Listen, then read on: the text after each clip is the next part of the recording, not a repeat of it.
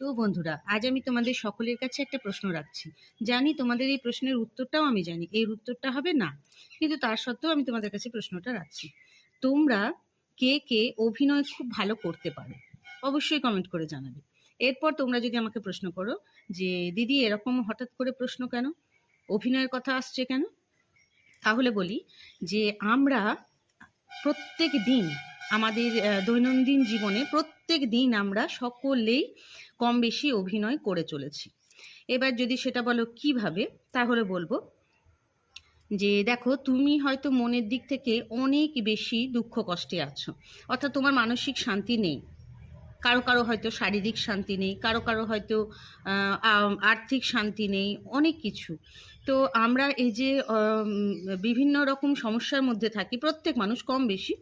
তো কারো এই যে যেরকম বললাম যে কারো আর্থিক অসুবিধা, কারো শারীরিক অসুবিধা, কারো মানসিক, এরকম। তো এরপরও কিন্তু আমরা রোজ অভিনয় করে চলেছি। কিভাবে অভিনয় করে চলেছি? কেউ যখন আমাদেরকে জিজ্ঞেস করছে যে কেমন আছো, আমরা কিন্তু হাসি মুখে বলছি ভালোই আছি।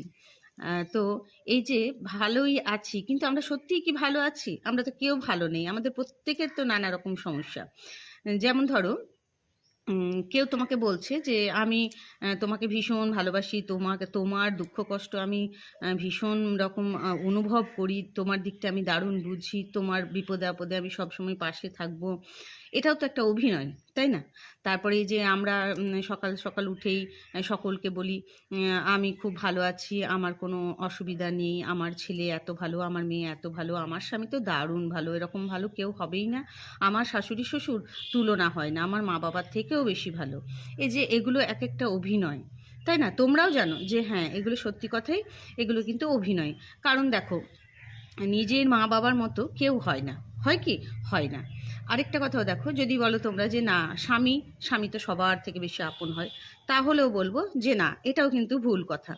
দেখো, আমি মানছি স্বামী জীবন সঙ্গী, স্বামী তোমার আপন, সব কিছু মানছি, কিন্তু একটা টাইম যখন আসবে দেখবে যে তোমার মানে তোমার দিকে সাপোর্ট করার সময়, মানে একদিকে বাড়ির আপন মানুষরা, আপনজনেরা, আর একদিকে তুমি। এবার তোমাকে হয়তো তোমার হয়তো একটু সাপোর্টের দরকার আছে, তোমার জীবনসঙ্গীর একটু সাপোর্টের দরকার আছে। সেই সময় তুমি কিন্তু তোমার জীবনসাথীর বা জীবনসঙ্গীর সাপোর্ট একটুও পাবে না।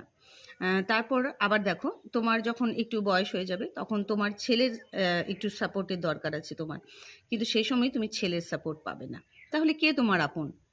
কেউ আপন নয়, সবাই অভিনয় করছে। ছেলে তোমার সঙ্গে অভিনয় করবে, মা আমি সারা জীবন তোমার পাশে থাকবো,